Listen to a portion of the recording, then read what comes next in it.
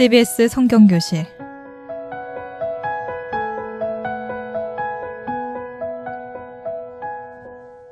이 시간은 창세기부터 요한계시록까지 성경 66권 속에 숨어있는 하나님의 말씀을 함께 공부하는 시간입니다.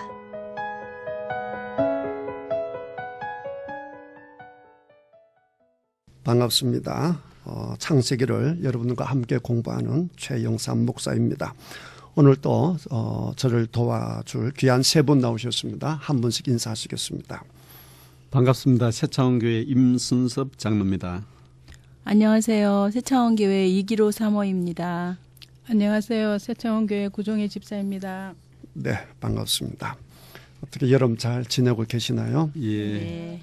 굉장히 무더운데 무덥다라고 하지 말고 따뜻하다 이렇게 생각하면 좀 더 잘 지낼 수 있지 않겠나 생각합니다. 오늘은 창세기 32번째 강의가 되겠고요. 창세기 25장을 공부하도록 하겠습니다. 지난번에 25장 분량이 굉장히 많았는데 그 1시간 만에 다 한다고 마지막에 좀 급하게 마무리한 부분이 있는데요.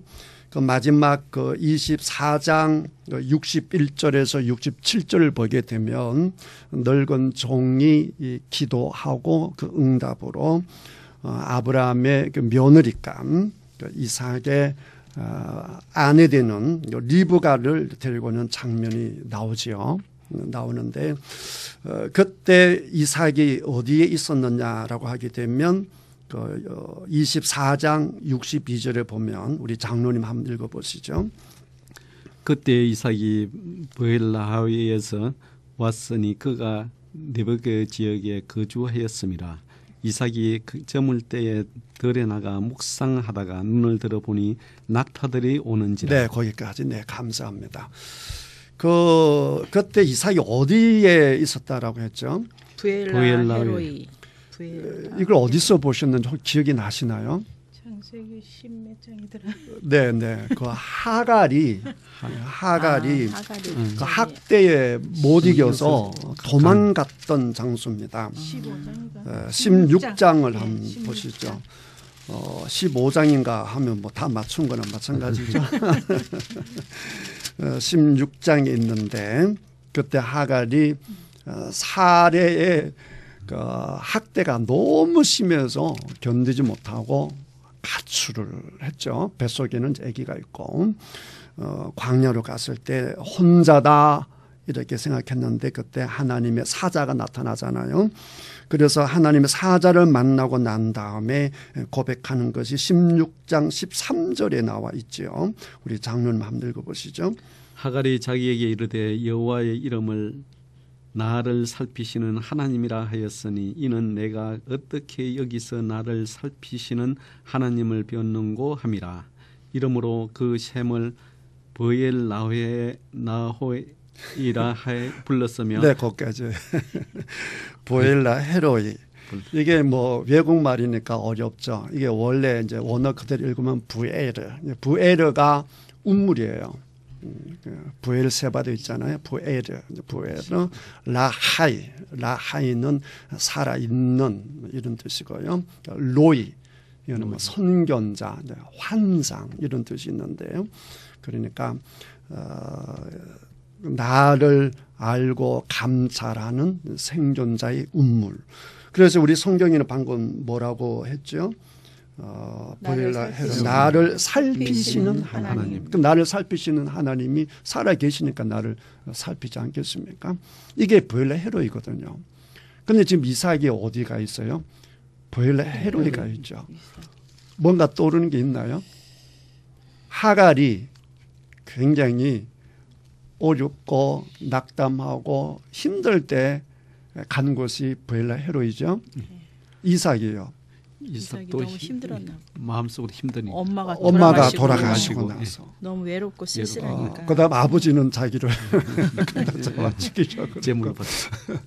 그러니까 그 사건 22장 사건 이후에 그러니까 엄마는 특별히 더 이삭을 챙겼을 것이고 그래서 오늘 이제 25장에 보시면 아시겠지만 여러분 한번 읽어 보셨는지 모르겠는데 이삭이 결혼을 40세 해요. 40세.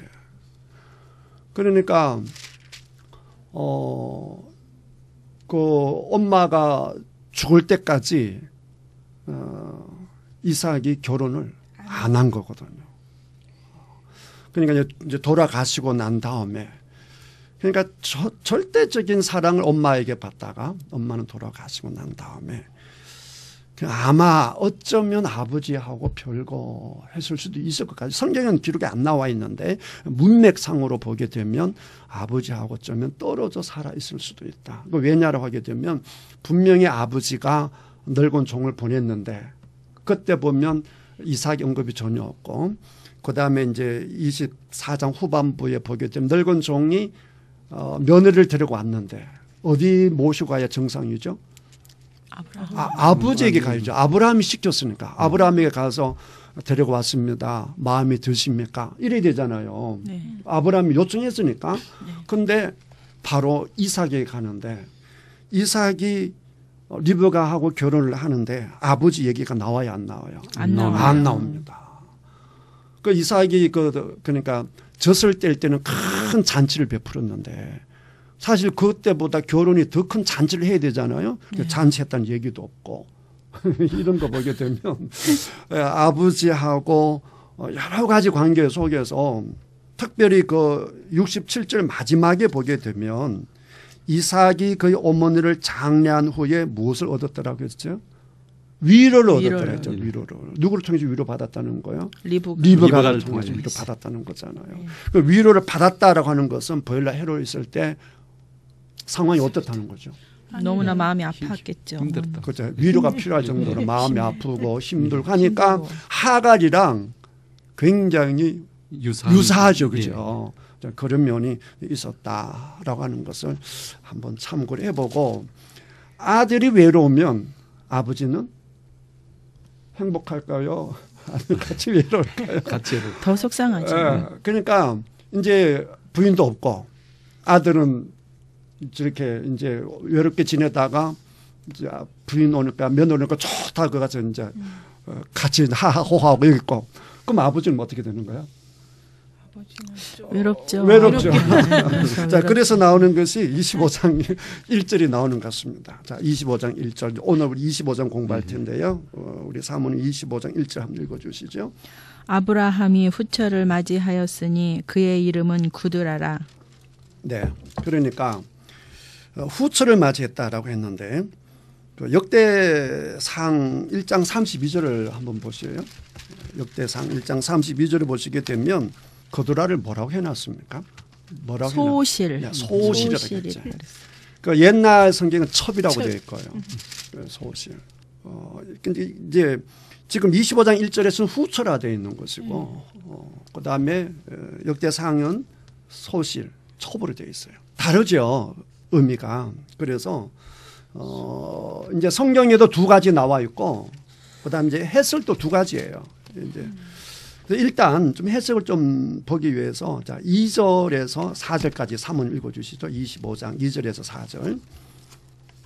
그가 시므란과 욕산과 무단과 미디안과 이스박과 수아를 낳고 욕산은 스바와 드단을 낳았으며 드단의 자손은 아스루 족속과 르두시 족속과 르움미 족속이며 미디안의 아들은 에바와 에벨과 한옥과 아비다와 엘다아이니 다 그두라의 자손이었더라. 네, 그러니까 쉽게 말하면 12명 낳았다는 겁니다. 몇 명 낳았다고요? 12명. 자, 그러면 만약에 아브라함이 사라가 죽고 난 다음에 아브라함이 후처를 얻었다라고 한다면 뭐가 이상하죠? 뭐가 문제가 되죠? 재산을 나눠줘야 되잖아요. 17장 17절을 보겠습니다. 17장 17절. 17장 10절 보게 되면 아브라함이 엎드려 웃으며 마음속으로 이르되 100세 된 사람이 어찌 자식을 낳을까. 그럼 아브라함에게 100세가 자식을 낳을 수 있는 나이라는 거예요? 없는 나이라는 거예요? 없는 나이죠. 그 다음에 18장 12절 볼까요? 18, 그 17장은 아브라함의 생각이고요. 그 18장 12절은 사라의 생각이에요. 사라의 생각. 우리 3문 읽어보시죠. 사라가 속으로 웃고 이르되 내가 노쇠하였고 내 주인도 늙었으니 내게 무슨 즐거움이 자, 있으리요. 사라 본인은 말할 것도 없고 누구도 내 주인. 주인이 누구죠? 아브라함. 아브라함도 늙었다는 거죠. 그러니까 아기를 낳기에 이미 적절한 시기는 지났다는 건데 이는 뭐 훨씬 더 뒤에잖아요. 그렇죠? 이제 그 사라가 죽고 난 다음이니까. 그러니까 이게 어떻게 되겠어요? 이게 아기를 낳는다라고 하는 말이 자, 사라가 127세 살았으니까 그때 아브라함이 몇 살입니까? 137세. 137세니까. 그다음에 그 이삭이 40에 결혼했으니까 그러면 이삭이 40이면 아브라함 몇 살이죠? 너무 어렵다. 100살 차이 나니까. 140. 그러니까 적어도 140 넘어서 결혼했다는 얘기인데 100세 때도 아기를 못 낳는다고 탄식을 했는데 140 넘어서 거뜬하게 몇 명을 낳아요? 12를 낳거든요. 그래서 이게 사라가 살아있을 때 첩으로 들이지 않았을까 이렇게 해석하는 분들이 계세요. 칼빈이 이제 그렇게 해석을 했고 다른 여러 명이 있는 대표적인 이제 사람 이제 칼빈입니다.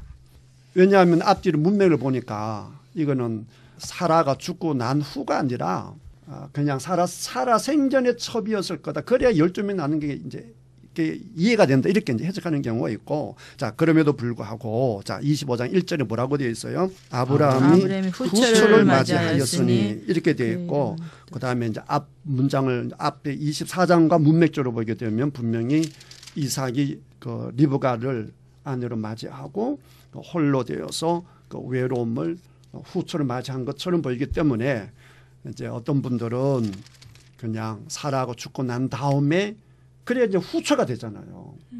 근데 사라 생전하기는 첩이 되는 거고 말 그대로 후처일 것이다. 그렇게 이제 해석하는 분들도 계세요. 그러면 이제 숙제가 생기죠. 그럼 애기는 어떻게 낳았나? 그렇게 돼서 이제 학자들 그런 얘기를 해요. 이삭 자체가 아브라함 낳을 수 없는 나이였잖아요.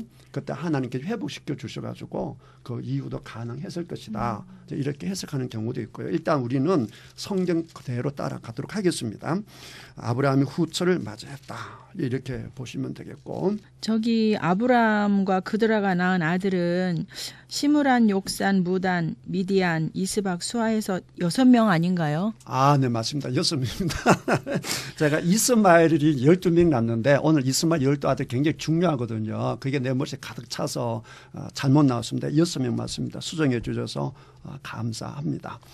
자, 그러니까 중요한 것은 저는 이제 이게 후처를 얻어서 몇 명의 아들을 얻었다.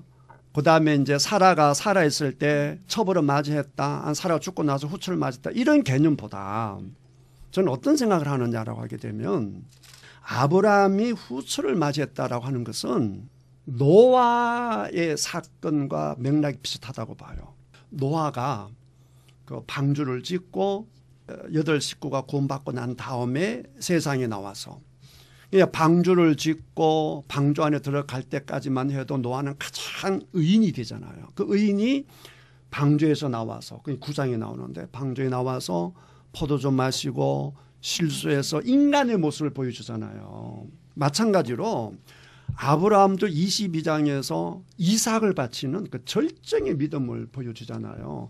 그 다음에 이제 앞에 24장에서도 그 며느리를 이제 데리고 오는 걸 보게 되면 늙은 종에 가서 기도로 착 해서 아브라함이 굉장히 이제 그 믿음의 사람이요 의인으로 부각되는데 그다음 25장 이제 25장에 오면 아브라함 죽잖아요. 죽기 전에 남겨놓은 내용이 뭐냐를 하게 되면 후처를 드렸다. 라고 하는 것은 다시 말하면 노아랑 맥락이 같다는 거죠. 무슨 얘기냐고 하게 되면 성경에 있는 우리들에게 이제 노아도 훌륭하고 아브라함도 훌륭한데 그러면 하나님이 그렇게 완벽하고 훌륭한 사람만 사랑하는구나 라고 하는 것을 보면서 야 나도 노아처럼 아브라함처럼 되면 좋겠다 이렇게 생각하는 사람 있는가 하면 그 반대도 있죠. 야 하나님은 노아 정도 돼야 되는 거구나. 아니면 하나님은 아브라함처럼 아들 정도 바칠 정도가 돼야 하나님이 믿음의 사람으로 세워 나가시는가 보다라고 해서 절망할 수가 있다는 것이죠. 그런 사람들에게 주는 위로의 메시지가 아닐까. 그래서 아브라함도 누구랑 똑같다? 우리랑 똑같다 이거예요. 그래서 아들 나가고 부인 죽고 나니까 외로워서 누구를 데리고 올 수밖에 없다. 후처를 데리고 올 수밖에 없다라고 해서 지극히 무슨 모습을 보여주는 거예요? 인간의 모습을 보여주는 게 그게 더 의미가 있는 것이 아닌가 이렇게 생각하면 되겠습니다. 아들은 12명이 아니고 6명입니다. 사모님 감사해요. 자, 그다음에 아들 이제 이 정리를 이제 그 아브라함이 이제 죽기 전에 잘 정리하는 모습을 볼 수가 있는데요. 5절, 6절 우리 구종희 집사님 읽어주시죠. 아브라함이 이삭에게 자기의 모든 소유를 주었고 자기 서자들에게도 재산을 주어 자기 생전에 그들로 하여금 자기 아들 이삭을 떠나 동방 곧 동쪽 땅으로 가게 하였더라. 네, 그 죽기 전에 정리하는 것을 볼 수 있습니다. 일단 모든 재산을 누구에게 줘요? 이삭에게. 그냥 거의 절대적인 것은 이삭에게 주고 나머지는 그 소자들에게 주었다. 서자는 이스마엘도 있고 하갈의 이스마엘도 있고 방금 우리가 본 것처럼 그두라의 6 아들도 있고 아브라함 7명 아들이 있었는데 우리 옛날에 찬양 타고 그랬잖아요. 그 서자들에게 다 재산을 나눠주고 그다음에 그들로 하여금 자기 아들 이삭을 떠나 어디 가겠다고요? 동방 동쪽 땅으로. 동쪽 땅은 어떤 땅이죠? 아브라함이 살던 고향 아닙니까? 갈 때 우리가 동쪽에 있으니까 그쪽으로 보냈어요. 누구를 떠나 보냈다라고 했죠? 이삭을 떠나. 왜 이삭을 떠나 보냈겠어요? 이삭을 괴롭힐까 싶어서. 그렇죠. 그럴 수가 있어요. 아니 아버지가 전 재산을 그 절대적인 재산 누구에게 줬어요? 이삭에게. 야, 너 재산 뭐 네 거냐? 아버지 건데 나는 갖자 이럴 수 있고 지금 우리 그걸 많이 보잖아요. 지금 그 재산을 많이 남겨놓은 자녀분들이 그 재산 분쟁하는 것을 볼 수 있는데 그 아브라함이 아주 지혜롭게 정리 싹 다 하고 돌아가시는 걸 볼 수 있고 7절에 보니까 아브라함이 죽을 때 나이가 몇 살이죠? 175세. 자, 8절 우리 구집사님 읽어주시죠. 그의 나이가 높고 늙어서 기운이 다하여 죽어 자기 열조에게로 돌아가네. 네, 이게 이제 복된 죽음이라는 거죠. 여러분도 이렇게 마지막을 맞이하기를 주님의 이름으로 축복합니다. 이게 복된 죽음은 어떤 죽음이겠어요? 나이가 높고 늙어서. 그러니까 하나님이 주신 생명을 하나님 주신 생명까지 누리다가 천수를 누리다 그러잖아요. 천수를 누리다가 기운이 다 특별히 병이 있는 이것도 아니고 그냥 살 만큼 사시고 이제 가실 때가 되어서 돌아가는 이제 그런 모습이네. 열조에게 돌아갔다. 이제 천국으로 갔다라고 하는 거니까 사람이 받아야 될 복이 많지만 어떻게 보면 가장 중요한 것이 마지막 이 세상을 떠나는 복이 아니겠어요? 잘 죽는 그러면 그게 제일 중요해요. 잘 죽어야 천국 가는 거 아니겠어요? 그러니까 잘 돌아가는 모습이 아름다워야 되는데 아브라함에게 하나님께서 그런 복을 주신 걸 볼 수 있고요. 자, 9절 94는 9절 읽어주시죠. 그의 아들들인 이삭과 이스마엘이 그를 마브레 앞 해쪽 속 소알의 아들 에브론의 밭에 있는 막벨라 굴에 장사하였으니. 네, 누가 장사했다고 했습니까?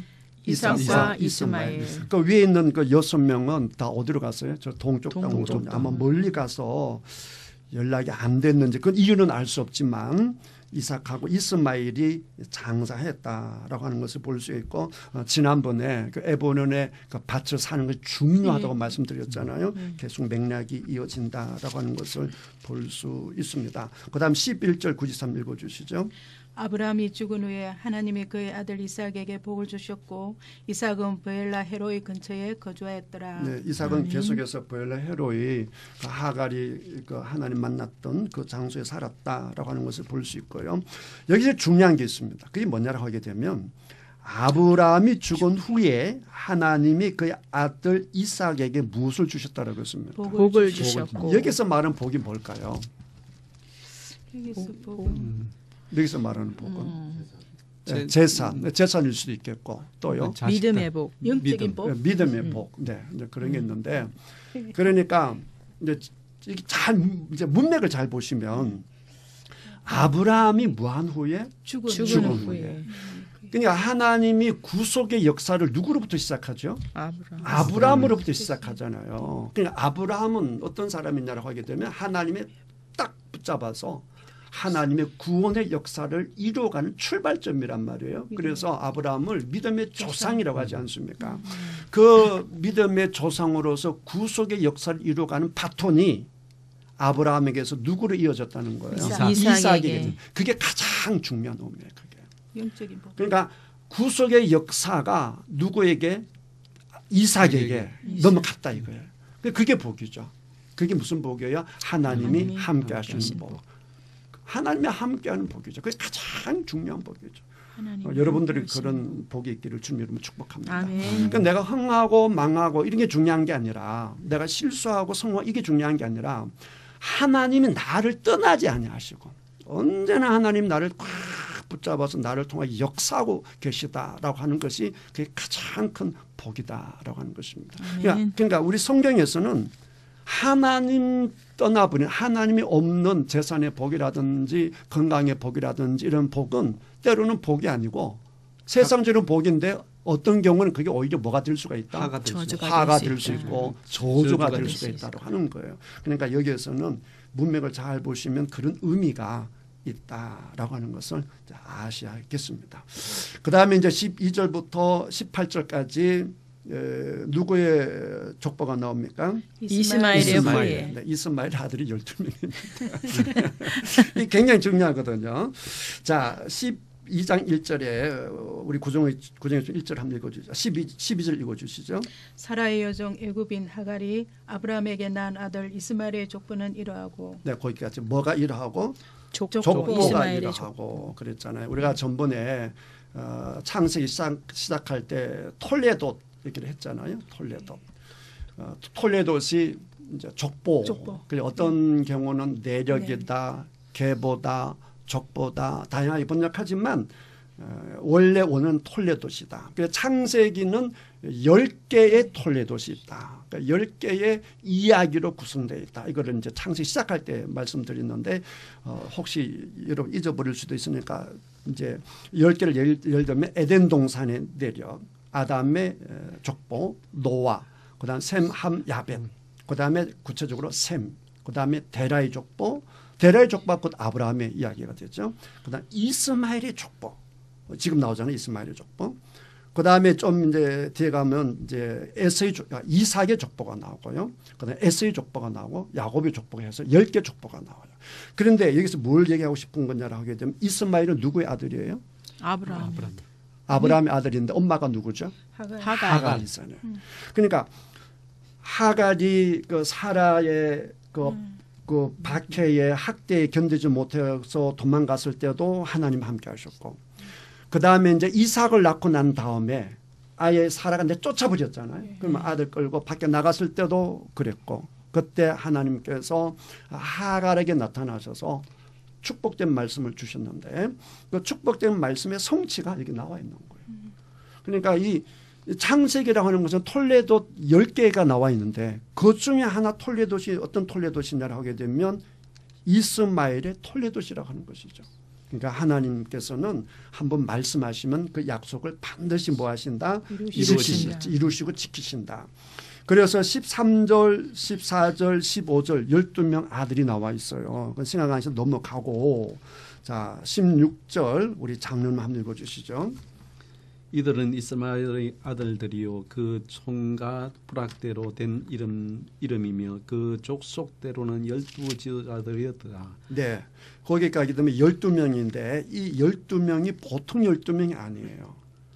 이거 제가 표준 세번역으로 이걸 읽어드릴게요. 이 12은 이스마엘이 낳은 아들의 이름이면서 동시에 마을과 부락의 이름이며 또한 이 사람들이 세운 12지파의 통치자들의 이름이기도 하다. 이게 무슨 말입니까? 이 12명이 흩어져 살았는데 사는 동네가 누구 이름이라고요? 아들들이 아들들의 이름이라는 이름. 거예요. 그게 무엇을 의미하죠? 그 지역에서 가장 영향력 있는 사람이 누구라는 거예요? 아들이라는 거죠. 그래서 마지막에 보게 되면 세운 12지파의 통치자들의 이름이라고 하는 거예요. 그러니까 12명이 전부 다 막강한 아들이라는 거죠. 그러니까 하나님께서 말씀하신 것이 이루어진 걸 볼 수 있는 다 12지도자가 됐잖아요. 그리고 이제 17절 18절 우리 장로님 읽어주시죠. 이스마엘은 향년이 137세의 기운이 다하여 죽어 자기 백성에게로 돌아갔고 그 자손은 하웰라에서부터 아수르로 통하는 애굽 앞수까지 이르러 그 모든 행제의 맞은편에 거주하였더라. 네. 그러니까 이스마엘을 우리 하나님께 지켜주시고 복 주신다라고 했는데 그 17절 보게 되면 아까 누구의 죽음과 비슷해요? 아브라함의 죽음과 비슷하잖아요. 향년이 137세에 기운이 다하여 죽었다라고 했으니까 그러니까 하나님께서 주신 천수를 누리고 돌아가셨다 이렇게 볼 수 있잖아요. 그다음에 그 자손들은 하윌라에서부터 아수르를 통하는 애굽 앞 술까지 이렇게 돼서 이게 이제 하윌라는 그 에덴 동산의 한 부분이거든요. 그래서 어떻게 보게 되면 지금 우리 번역은 그 이스라엘의 그 남동쪽을 그들이 이제 주로 살았다 이렇게 돼 있는데 제가 그 메시지 성경을 이 부분에 내가 읽어드리면 그의 자손은 이집트 동쪽 인근의 하윌라에서부터 아수르 방면에 있는 수르 이르기까지 흩어져 살았다. 그래 이렇게 번역하게 되면 이 지역이 굉장히 넓은 지역이 되는 것이죠. 그러니까 애굽의 그 오른쪽부터 아수르까지 하니까 엄청난 지역에 누가 살았다? 이스마엘의 12 아들들이 살았다. 그러니까 여기 16절부터 18절 보게 되면 이스마엘은 천수를 누리고 그 아들들은 막강한 아들들이 되어서 그 일대 쫙 흩어져 사는 데마다 전부 다 뭐가 되었다? 통치자들이 되었다라고 하는 거니까 이스마엘의 후손들이 복을 받았어요, 안 받았어요? 복을 받았습니다. 그 다음에 19절 이삭의 족보가 나오는데요. 어떻게 보게 되면 그 이스마엘의 족보가 이삭의 족보보다 더 화려할 수가 있어요. 아들 12명이 짱짱하잖아요. 이삭의 아들은 몇 명이에요? 둘. 살고 있는 지역도 그렇고요. 네. 그러니까 순간적으로 보면 잠깐 딱 보게 되면 오히려 이스마엘이 더 큰 복을 받았어요. 그렇지만 이 구속의 역사의 복이 어디로 흘러가느냐? 이삭이 흘러간다. 그걸 항상 봐야 돼요. 그러니까 항상 세상적인 것을 보면서 더 많은 복을 받았다 이렇게 보면 안 되고 항상 구속의 역사가 어디로 흘러가는가 이게 아주 중요하다. 그걸 빼버리고 나면 오히려 이스마엘이 훨씬 더 화려합니다. 물론 하나님께 약속이기도 하죠. 자, 그다음 이제 19절 넘어와서 이삭의 족보 들어가도록 하겠습니다. 우리 사모님 19절 20절 읽어주시죠. 아브라함의 아들 이삭의 족보는 이러하니라. 아브라함이 이삭을 낳았고 이삭은 40세에 리브가를 맞이하여 아내를 삼았으니 리브가는 밧단 아람의 아람 족속 중 부두엘의 딸이요 아람 족속 중 라반의 누이였더라. 네, 요걸 하기 전에 한 가지 좀 언급해야 될 것이 있습니다. 그 이스마엘의 그 족보에서 한 가지 언급할 것이 오늘 12명 때문에 자꾸 앞에 하는데 자 16절 다시 가서 12지도자들이라고 했잖아요. 네. 이게 굉장히 이제 중요한 의미가 있다고 하는 거죠. 여러분 12 하면 생각나는 게 뭐가 있습니까? 야곱의 12지파. 12제자, 12지파. 예. 그렇죠. 예.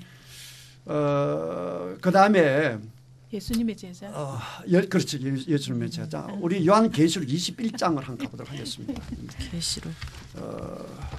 12이 얼마나 중요한지를 좀 볼 필요가 있고요. 요한계시록 21장에 가면 9절에 제목이 뭐라고 되어 있습니까? 새 예루살렘이에요. 새 예루살렘인데 12절에 가시면 요한계시록 21장 12절 크고 높은 성곽이 있고 문이 몇 개예요? 12문이 있어요. 있는데 문에 천사가 몇 명 있어요? 12 천사가 있어요. 자 14절에 가면 그 성의 성곽에는 기초석이 몇 개예요? 12 개예요. 기초석. 그다음에 16절에 가게 되면 그 성을 이제 청량했더니 몇 스타디온이라 그랬어요? 12,000 스타디온. 12,000이니까 12,000은 12 곱하기 뭐예요? 만이죠. 그렇죠? 그래 12,000. 그다음에 17절에 가게 되면 그 성곽을 청약하니 몇 규빗이에요? 144는 뭐죠? 12 곱하기 10이죠. 전부 다 10이죠. 그렇죠? 자, 그다음에 21절 가게 되면 문이 몇 개예요? 12문. 무슨 문? 진주문이죠. 진주. 자, 그다음에 22장에 넘어가면 2절에 보게 되니까 생명나무가 있는데 가지가 몇 개죠? 12가지. 12가지가 있어요. 열매를 맺는데 달마다 맺어요. 그럼 몇 번 맺죠? 12번 맺죠. 12번. 새 여럿삼 전부 다 뭐로 장식되어 있어요? 12. 12로 장식되어 있어요. 그러면 그 성에 사는 숫자가 몇 명이겠어요? 아니. 백성이 몇 명이겠어요? 14만 4천. 무슨 얘기인지 아시겠어요? 예, 그게 네. 그게 무슨 뜻이겠어요? 딱 문이 12개가 딱 12만 스타드 이런 뜻이 아니라 완벽하다는 거예요. 완벽하다. 무슨 얘기 아시겠어요? 완벽하고 온전한 숫자다. 딱 14만 4천 명이 사는 게 아니라 우리 하나님께 생각하는 풍성한 수를 셀 수 없는 그 숫자가 14만 4천 명이에요. 무슨 얘기 아시겠죠? 그 12가 지금 이스마엘의 12아들이 딱 나오잖아요. 그리고 이삭의 족보에도 결국은 야곱의 때 가서 몇 명이 되었죠? 12명이 되는 거예요. 그래서 이 12이라고 하는 의미가 그런 의미가 있다. 그러니까 이스마엘의 아들이 12이라고 하는 것은 그런 의미가 있다라고 하는 것을 잠깐 언급해두고 요한계시록 해석할 때 뭐 이만희를 비롯해서 꼭 14만 4천 명이다. 이제 이런 소리를 하는데 그런 의미가 아니다라고 하는 것을 새 예루살렘 보니까 딱 나타나잖아요. 전부 다 10이랑 연관되어 있어요. 그냥 전부 다 완전하고 온전한 수를 얘기한다.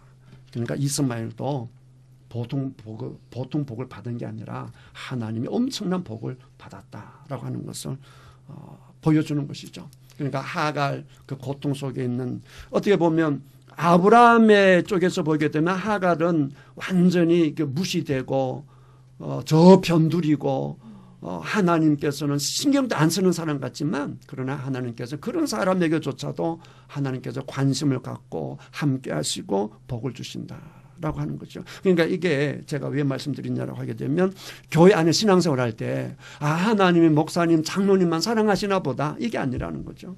어떤 성도님 이름도 없고 빚도 없고 아무도 모르게 그냥 힘들 교회 다니지만 오히려 그들에게 하나님이 함께 하심이 있고 나를 감찰하시는 하나님 그분들과 함께 하시고 그분들에게도 그 12의 그 축복이 임한다라고 하는 것을 이 말씀을 통해서 우리가 확인할 수 있다라고 하는 것이죠.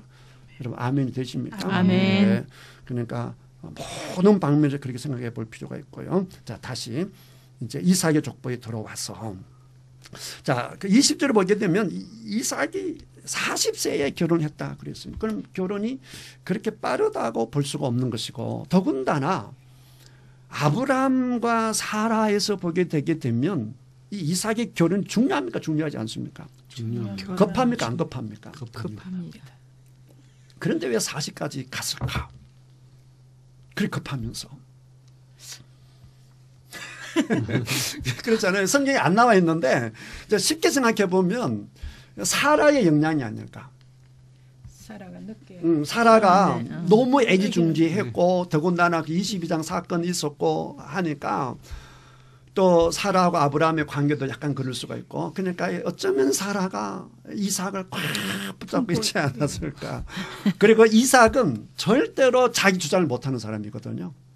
우물 내놔라고 우물 내놓고 내가 너를 묶어서 바치겠다 그러면 그렇게 하시오. 그러니까 아무 소리 못하는 인생이 이삭이거든요. 아마 그런 영향이 있지 않을까. 뭐 정확한 건 모르고 분명한 것은 40세에 결혼을 했다라고 하는 것이고요. 자, 21절을 아까 누가 읽었죠? 네, 읽으시죠. 사모님. 이삭이 그의 아내가 임신하지 못함으로 그를 위하여 여호와께 간구하매 여호와께서 그의 간구를 들으셨으므로 그의 아내 리브가가 임신하였더니 자, 여기 보게 되면 이게 이제 60의 기를 낳거든요. 그 26절 마지막에 보게 되면 60세기 낳잖아요. 네. 그러니까 아기를 빨리 낳은 거예요, 늦게 낳은 거예요. 늦게 나왔어요. 엄청 늦게 낳은 거죠. 20년. 20년. 그 포도해 준다죠. 그런데 이제 21절에 보니까 이삭이 여호와께 뭐 합니까? 기도, 간구해. 간구. 아브라함이 기도하는 장면이 있습니까? 그 중보 소돔과 고모라를 위해서 기도하는 거 빼놓고 여러분 기억나는 게 있습니까? 아브라함이 뭘 위해서 기도했다? 거의 없는 없어요. 거. 그냥 순종한 건 나와 있는데 기도한 기도하는 건 건. 안 나와 있어요. 그러니까 아브라함은 이제 믿음의 조상이니까 기도하는 걸 그래서 잘 알았는지 몰랐는지 그건 잘 모르겠고 어쨌든 순종은 잘했어요. 순종은. 그런데 이제 이삭은 기도한단 말이죠. 여기 이유가 있는 거죠. 어떤 이유가 있느냐. 이삭이 어떻게 결혼했어요? 이삭이 그 며느리를 어떻게 그 들어왔죠? 그 종- 넓은 종이 종이 뭐해서 기도해서. 기도해서. 그 기도의 간증을 누가 들었어요? 이삭이 들은 들었겠죠. 거죠. 카페 보게 되면 다 보고 있거든요. 다 들었고. 그러니까 이제 이삭이 경험한 것은 22장에서 모리아산에서 하나님은 살아 계시다라고 하는 것도 그때 경험했고 분명히. 그 다음에 이제 앞에 자기 며느리 데려오는 것은 늙은 종의 고백을 통해서 하나님 살아계신 하나님은 무엇을 들으신다? 기도를 들으신다라고 하는 것을 분명히 배우는 것 같아요. 그러니까 기도해서 간구를 했습니다. 그러니까 하나님 그 기도를 들어주시고 임신했잖아요. 근데 언제부터 기도했을까요? 왜냐하면 20년이나 있었기 때문에 왜냐라고 하게 되면 왜 이 말씀을 드리냐라고 하게 되면 10년 지나서 하지 않았을까요? 뭐 10년도 너무 기다리는 거죠. 왜냐하면 우리 결혼하면 주로 한 1, 2년 후에 이렇게 생기는데 10년도 너무 왜냐하면 이삭이 외아들이잖아요. 그렇지. 그다음에 하나님의 축복이 자기 자손으로 이어진다라고 했는데 별처럼 많아진다고 했는데 별은 고사하고 하나도 없으니 그러니까 1년 돼도 이게 아무 낌새가 없으니까 그때부터 기도하지 않았을까 생각할 수 있는 거죠. 그렇잖아요. 그럼에도 불구하고 몇 년을 기다려야 했다? 20년. 제가 왜 이 말씀을 드리냐라고 하게 되면 기도하신 분들 중에 왜 기도하는데 응답이 없습니까? 이러신 분들을 위로하고 싶어서 그러는 거예요. 적어도 20년은 기도하자. 할렐루야. 아브라함은 더 하죠. 75세 때 하란을 떠났는데 갈 때 우르에서 건 몇십 년 더 전이니까 아브라함은 더 기도했거든요. 최소 25년, 적어도 25년. 한 40년, 30년은 아브라함은 아들 기다렸거든요. 그러니까 적어도 낙담만 하지 말자. 아멘입니까? 아멘. 기도했다고 응답이 없다고. 그럼에도 불구하고 분명한 것은 뭐예요?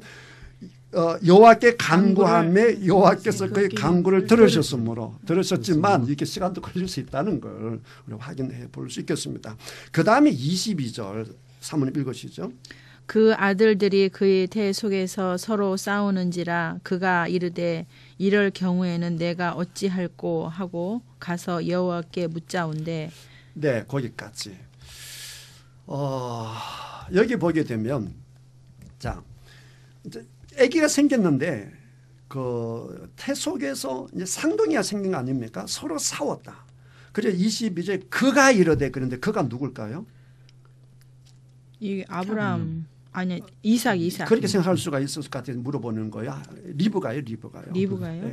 영어로 보면 C, 셋 이렇게 되어 있고 표준 세번역 보면 리브가 딱 이렇게 내놓거든요. 리브가입니다. 리브가가 알죠. 자기 배에 데리고 있으니까. 있으니까. 그러니까 내가 어찌할꼬 이렇게 했잖아요. 이를 어찌할꼬 이제 이렇게 했는데 조선어 성경, 북한 우리 성도님들 본 조선어 성경을 아주 재밌게 번역해놨어요. 이렇게 괴로워서 어디 살겠는가 이렇게 번역했어요. 그래서 둘이가 팍 싸우니까 이렇게 괴로웠어요. 어디 살겠는가 이렇게 이제 그 조선어 성경이 번역이 되어 있어서 그래서 리브가도 뭐 했다는 거예요. 하나님 앞에 기도했다는 거예요. 기도했더니 하나님의 응답이 있죠. 우리 사모님 23절요. 여호와께서 그에게 이르시되 두 국민이 내 태중에 있구나. 두 민족이 내 복중에서부터 나누이리라. 이 족속이 저 족속보다 강하겠고 큰 자가 어린 자를 섬기리라 하셨더라. 네, 뭐 여기에 대해서 할 말이 많은데 그거는 다음 기회에서 다도록 하고 딱 핵심만 보면 동생이 형보다 낫겠다는 얘기예요. 형이 동생을 섬길 것이다. 이게 누가 들었습니까? 리브가가 들었죠. 예, 그걸 리브가가. 딱 염두에 두시고 왜냐하면 이후에 보게 되면 리브가는 누구를 사랑하는 자라고 하게 되면 야곱. 야곱을 야곱을. 사랑하거든요. 연관될 것 같아서 제가 기억해두라는 거예요. 낳고 났더니 쌍둥이고 25절에 자 구정집사님 25절 26절 읽어주시죠.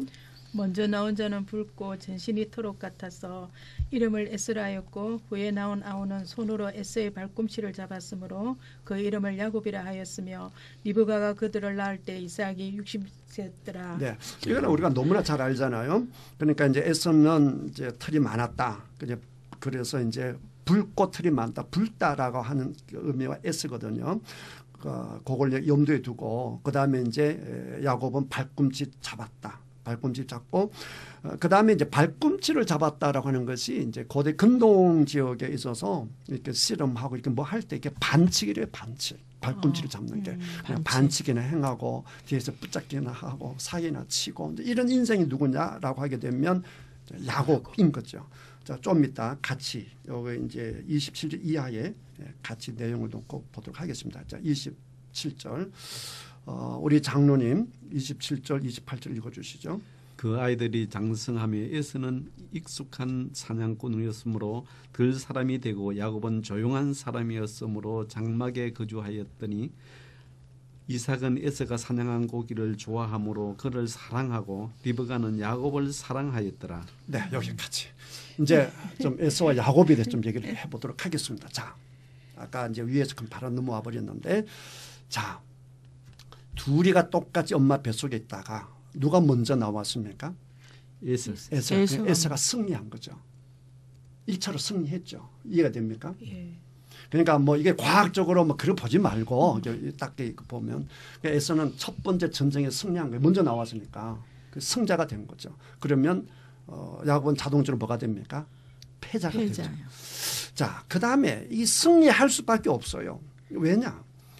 이게 25절에 보니까 에서의 특징이 뭡니까? 털이 많다는 거죠. 털이 많다라고 하는 것은 남성 호르몬이 많다는 거 아닙니까? 그러니까 남성상이 강하다는 거죠. 그러니까 27절에 보니까 사냥하잖아요. 남성상이 강하니까. 그리고 사냥 또 잘합니까 못합니까? 잘하죠. 야곱은 한 번씩 사냥 나가면 사냥 잘 못하는 거예요. 그러니까 맨날 뭐 하고 있어요? 집안에서 죽이는 수간 잡고 있어요. 그러니까 그렇게 되는 거예요. 그러니까 강하고 남성상이고 승리자의 모습은 누구라고요? 에서. 그게 비하면 야곱은 조용하고 패배자고 여성 같고. 이제 여성 지금 그런 생각하지 말고 옛날에 그 남성 여성 생각해서 뭔가 이렇게 짓눌리고 지고 하는. 그러니까 예수는 뭐든지 잘하고 힘이 있고 이러니까 어떤 생각을 하겠어? 나는 내 스스로 살 수 있다. 뭐 내가 사냥도 잘하고 뭐도 잘하고 뭐도 잘하고 이렇게 하니까. 그렇지만 야곱은 어떤 인생입니까? 조용해요. 그 뭐 사냥도 할 줄도 모르고 먼저 나가는 거 맨날 지기만 하고 이러니까 혼자 살 수가 없죠. 그러니까 자기는 뭐가 필요해요? 도움이 필요한 거죠. 그래서 자기는 어쨌든 간에 아동바동 해야 되는데 정상적으로 하면 못 이기니까 반칙이라도 해야 되는 거고 근데 그런 게 있는 거예요. 그래서 이 야곱은 그래서 하나님을 붙잡는 거예요. 하나님을 붙잡아야 사는 거예요. 굉장히 주는 이제 그 교훈이 있습니다. 고린도전서 1장 26절 31절의 이야기는 지금 시간 관계상 찾지 않도록 하겠습니다. 뭐 고린도전서 1장 후반에 보게 되면 그런 게 있잖아요. 하나님이 강한 자보다는 약한 자, 지혜로운 자보다는 미련한 자를 들어 쓰신다고 했잖아요. 그럴 수밖에 없는 것이 야곱 같은 사람이 누구를 찾기 쉬워요? 하나님을 찾기 쉬운 거예요. 약하니까. 난 도움 없이는 못 사니까. 이런 게 있고 그 다음에 28절을 보게 되면요. 이삭은 에서가 사냥한 고기를 좋아함으로 그를 사랑했다. 그렇죠? 네. 리브가는 야곱을 사랑했다. 그러니까 이게 굉장히 육적이잖아요. 그 이삭이 에서를 고기를 좋아했다. 이렇게 단지 요것만 나와 있는데 자 이삭하고 에서하고 성격이 같아요, 틀려요? 틀려요. 완전히 틀리죠. 이삭은 짓을 하나 못하는 거고 에서는 뒤에 보게 되면 동생 죽였다. 저 죽여버릴 거야. 막 이러는 게 에서거든요. 그다음 사냥도 잘하고 그 이삭은 끽소리 못하고 그냥 마치 새침대기 새댁같이 그런 인생이었는데 그러니까 자기가 남자면서 남자답지 못했잖아요. 그런데 아들 보니까 남자답잖아요. 좋아 보이겠어, 안 좋아 보이겠어? 좋아 보여요. 좋아 보이죠. 내가 못한 못했던 것을 거를. 그 얼마나 좋아 보였겠어요. 근데 거기도 잘 잡았고 어쨌든 28절을 보게 되면 육체적으로 사랑해요. 그렇죠? 영적인 게 없어요. 그런데 리브가는 이제 부엌에서 엄마를 도와주고 조용하고 이러니까 좋아했던 것 같고, 그다음 리브가가 보통 여자가 아니거든요. 리브가가 늙은 종 따라올 때 딴 것 때문에 따라온 게 아니라 그 돈 때문에 따라온 거거든요. 돈 많은 사람이라 그러니까 야 열흘만 있다 가란가. 아니야 바로 갈 거야. 그 여자가 리브가거든요. 그러니까 리브가 뭘 알고 있느냐. 누가 누구를 섬겨? 작은 동생이 그걸 알고 있잖아요. 그러니까 형이 이 동생을 상. 리브가는 알고 있잖아요. 야곱이 복 받는다 이걸 알고 있으니까 복 받는 쪽으로 다 선택하지 않았을까, 이게 있는 것이고, 그 다음에 가면 그 장자권 축복을 받을 때 그 누구 작품이에요? 그 리브가의 작품. 그렇지. 그러니까 리브가는 악착같이 그 하나님의 그 루트를 아니까 야곱을 탁 붙잡고 있는 것 같고 그 다음에 이제 야곱 죽수는 얘기가 나오는데요. 자 29절 30절 우리 사문 읽어주시죠. 야곱이 죽을 쑤었더니 에서가 들에서 돌아와서 심히 피곤하여 야곱에게 이르되 내가 피곤하니 그 붉은 것을 내가 먹게 하라 한지라. 그러므로 에서의 별명은 에돔이더라. 야, 그러면 설명 안 해도 되겠죠. 자 31절 32절 우리 구집사님. 야곱이 이르되 형의 장자의 명분을 오늘 내게 팔라. 에스가 이르되 내가 죽게 되었으니 이 장자의 명분이 내게 무엇이 유익하리요. 네. 팔아라 하는 동생도 그렇고 그다음 형도 내가 뭐 하게 되었다고? 죽게 되었어. 죽게 돼요. 안 먹는다고 죽게 돼.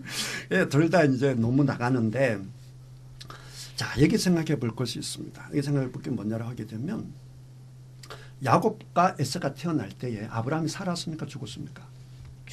죽었죠. 이삭이 몇 살 때 낳았습니까? 에서와 야곱을? 60에 낳았죠. 60. 그러면 아브라함이 몇 살이에요? 160 아닙니까? 160. 아브라함 몇 살에 죽어요? 175세 죽죠. 그럼 그 15년을 에서와 야곱을 본 거죠. 같은 동시대 사람이죠. 그렇죠? 그렇다고 한다면 할아버지가 손자들에게 그 믿음에 관한 얘기를 해 주실 수도 있다. 그 가능성. 그 다음에 그거는 이제 가능성이고, 확실한 건 뭐냐. 리브가가 야곱에게 해준 얘기가 있죠. 야, 너 백숙에 있을 때 있잖아. 하나님이 네가 그거 된다라고 했어. 복 받는다고 했어. 축복 받는다고 했어. 그러니까 우리는 악착같이 그 장자의 축복권을 받아야 돼. 형 봐. 형은 축복 안 받아 잘 살아. 근데 너는 축복 안 받고 살 수 있겠어? 이런 정신교육을. 왜냐하면 뒤에 보게 되면 그 아버지를 속이는 게 리브가의 작품이기 때문에 충분히 그럴 수가 있어요. 그런 얘기를 쭉 듣고 살았던 야곱이 원래 태생도 그렇고, 그다음에 이제 복을 받아야 산다라고 하는 것을 아브라함, 이삭을 통해서 하나님 복이 얼마나 중요한지를 들었을 것이고, 그리고 이제 본인은 형을 비하면 형은 뭐 안 도와줘도 사냥할 수 있지 뭐 다 할 수 있는데 자기는 하나님 복 없이는 못 살잖아요. 그러니까 이 야곱은 항상 생각하기를 나는 뭐 해야 된다? 난 복을 받아야 된다. 이 생각이 사무치지 않았을까? 그게 다 마음속에 있으니까 딱 찬스가 오니까 딱 나타나지. 평상시 생각이 없었다고 한다면 이런 기회가 왔을 때 절대 이런 기회가 발로 되지가 않죠. 자, 그다음 3절 34절 우리 장로님 읽어주시죠. 야곱이 이르되 오늘 내게 맹세하라. 에서가 맹세하고 장자의 명분을 야곱에게 판지라. 야곱이 떡과 팥죽을 에서에게 주매 에서가 먹으며 마시고 일어나 갔으니 에서가 장자의 명분을 가볍게 여겼더라. 네, 이제 장자권에 대해서요.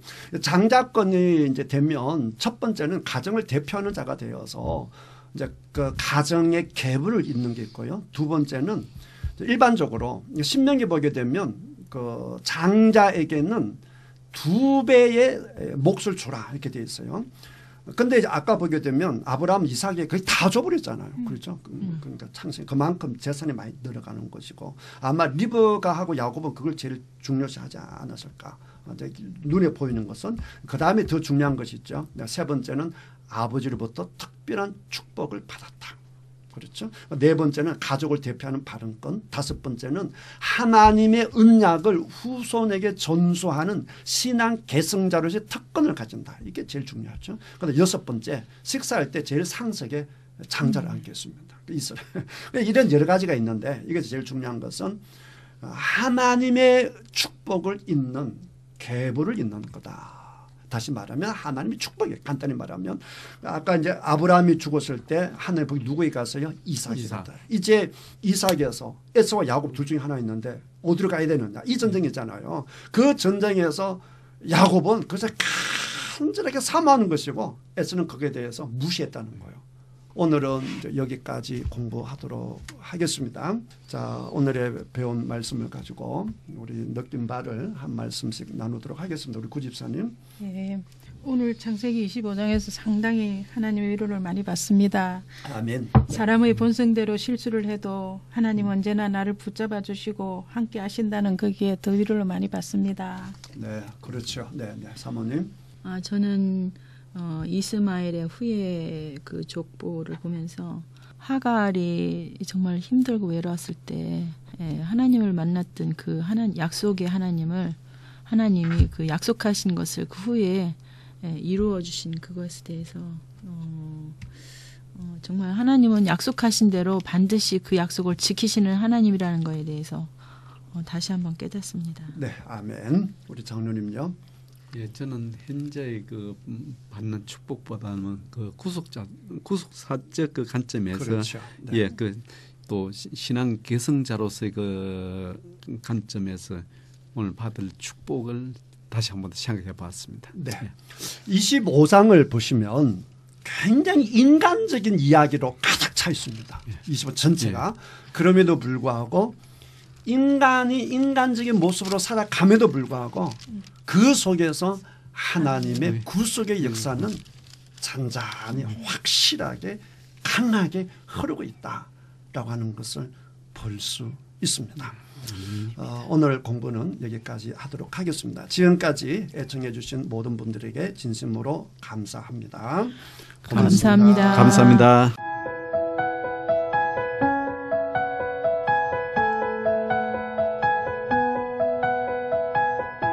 CBS 성경교실 지금까지 새창원교회 최영삼 목사였습니다. 창세기부터 요한계시록까지 성경 66권 속에 숨어있는 하나님의 말씀을 함께 공부하는 CBS 성경교실은 유튜브를 통해 다시 들으실 수 있습니다.